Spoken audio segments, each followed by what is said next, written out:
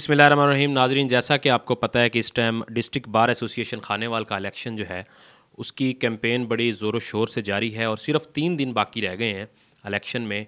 और जैसा कि हम पहले भी एक दफ़ा तारुफ़ करवा चुके हैं और आज उनका दूसरा इंटरव्यू है। मेरे साथ मौजूद हैं डिस्ट्रिक्ट बार एसोसिएशन ज़िला खानेवाल के लिए सदर के उम्मीदवार जनाब सरदार मुस्तनसर बिल्ला खान नाहड़। अस्सलाम वालेकुम सरदार साहब। वालेकुम अस्सलाम। सरदार साहब, सबसे पहले तो आपने ये स्टेप लिया इलेक्शन लड़ने का।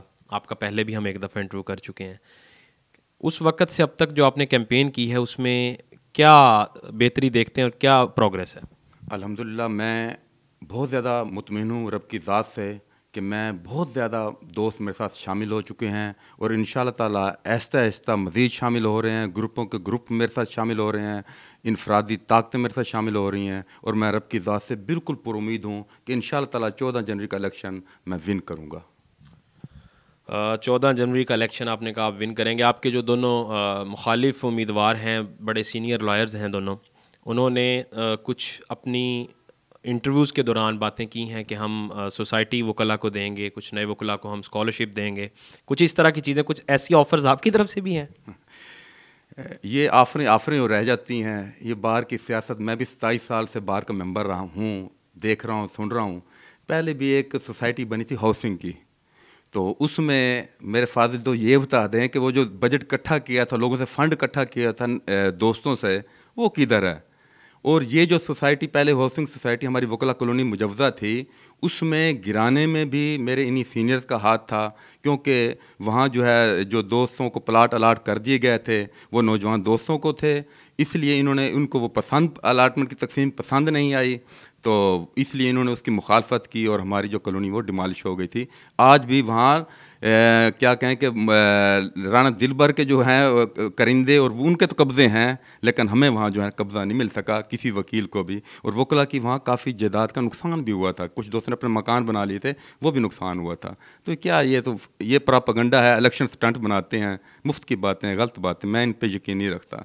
और अगली बात रही वजीफ़े की, तो मेरे फाजिल दोस्त बग़ैर इलेक्शन लड़े, बग़ैर सदर बने तो ये वजीफ़ा दे सकते हैं, ऐसी कौन सी बात है। दूसरी बात, ये वजीफ़ा नहीं देना चाहिए। ये ऐसे ही है जैसे किसी बच्चा पैदा होता है, उसको उठा लिया जाए, उस टांगे काम ना करने दी जाएँ।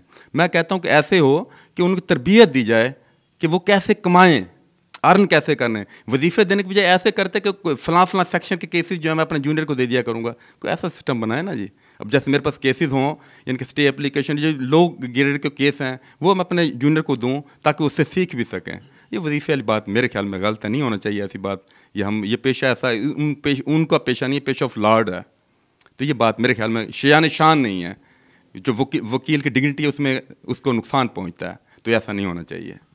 बड़ी आपने वजाहत के साथ इस सवाल का जवाब दिया। मैं अगली बात आपसे ये पूछना चाहता हूँ कि बज़ाहिर दोनों जो आपके बाकी सदारत के उम्मीदवार हैं, उनकी कैंपेन जो है रोज़ाना की बुनियाद पे वो निकलते भी हैं, खाने भी हो रहे हैं, डिफरेंट किस्म के लोगों की तरफ से स्पॉन्सर्ड खाने हैं, ग्रुप्स लोगों को बुला रहे हैं और कैंपेन में एक जान। आप इस वक्त कहाँ खड़े हैं? देखें जी, जब मैंने इलेक्शन का ऐलान किया था तो मैंने कहा था कि रूल एंड रेगुलेशन के मुताबिक मैं इलेक्शन लड़ूंगा। तो रूल एंड रेगुलेशन में खाने मना है, खाना देना कोई इशू नहीं है। दूसरी बात यह कि 100 आदमी खाने में आते हैं, हमारी बार 800 की है, 100 आदमी से इलेक्शन तो नहीं लड़ा जा सकता। अब जो भी खाना हुआ है 100 से 150 बंदे का है, तो ये मतलब इनकी स्ट्रेंथ नहीं है और ये कानून में मना है, तो इन्होंने गलत कदम उठाया है। ये कदम ही गलत है, मैं इसके खिलाफ हूँ, ताकि आम आदमी भी इलेक्शन लड़ सके। खाने के अखराजात आम आदमी अफोर्ड नहीं कर सकता, तो ये इसलिए ये गैर कानूनी कदम इन्हें नहीं उठाना चाहिए था, ये बंद होना चाहिए और मैं क्योंकि इसके ख़िलाफ़ हूँ। दूसरी बात रही अलाइंसों की बात आपने की, तो अलाइंसों की सियासत असल में जहनी ग़ुलामी है, तो हमें अब इस ग़ुलामी से निकल जाना चाहिए। अब ये तो नहीं है लीडर तो हम उन्हें माने जो जहनी ग़ुलामी के ख़िलाफ़ हो और काम हम ऐसे करें कि वही जहनी ग़ुलामी के तहत रहें। काम हमने वैसा कि जो जहनी ग़ुलामी के अंदर फाल कर रहा है और हम लीडर उसकी तस्वीर तो उसी लीडर के साथ बनाते हैं जो कहता है जहनी ग़ुलामी नामंजूर। तो मेरे ख्याल में ये बातें ही गलत हैं। आदमी जो विजन जिस लीडर के साथ रखता है उसी के तहत अमल भी करे, तो जहनी ग़ुलामी से निकलना चाहिए। ज़हनी ग़ुलामी से आपने कहा निकलना चाहिए। अच्छा सरदार साहब, ये बताएं कि आपका जो इलेक्शन आप ये कंटेस्ट कर रहे हैं, आपने पहले भी बताया कि मेरे दोस्तों का बड़ा अच्छा साथ है, कंप्लीट पैनल अनाउंस कर नहीं सके, करना नहीं चाहते थे, क्या रीज़न है इसके पीछे, अकेले क्यों खड़े हैं? बिल्कुल अच्छी बात आपने पूछी है। मैं ऐसा करना ही नहीं चाहता था। मैं कहता था कि हर कोई आज़ाद इलेक्शन लड़े, हर सीट पे जो इलेक्शन लड़ना चाहे वो लड़े। तो हम जो दोस्त थे, हमने, क्योंकि हमारे पास यानी कि हमने मेन सीट थी, मेजर सीट थी हमारे पास, तो हम उस सीट पर इलेक्शन लड़ रहे हैं। जो दोस्त ऐसा साथ थे वो नहीं, इतनी उनकी जरूरत हो सकी, वो नहीं लड़ सके, तो मुझे इससे कोई इशू नहीं है, क्योंकि ये मेरी जहनी में इख्तरा ही नहीं थी। मैं तो इस तरफ जाना चाहता, मैं तो एक सीट के लिए लड़ेंगे, एक सीट के लड़ेंगे, हर कोई आज़ाद लड़ना चाहे लड़े। ये तो चीज़ मैं ख़त्म करना चाहता हूँ ना। अलाइंसों की सियासत मैं असल में चाहता हूँ कि जहनी गुलामी है, वही बात है। अलाइंसों की सियासत में बंदा इतना मजबूर हो जाता है कि कदम उठाने से पहले अलाइंस के चेयरमैन से, अलाइंस से मंजूरी लेनी पड़ती है। तो मैं इस चीज़ के खिलाफ हूँ। ये जहनी गुलामी है, हमें इससे निकलना चाहिए, अलाइंसों की सियासत से निकलना चाहिए।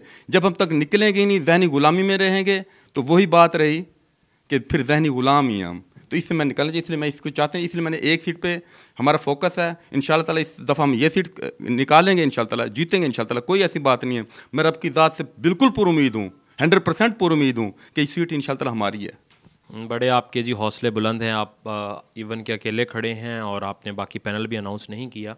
तो 14 जनवरी में टाइम रह गया है जी बहुत कम।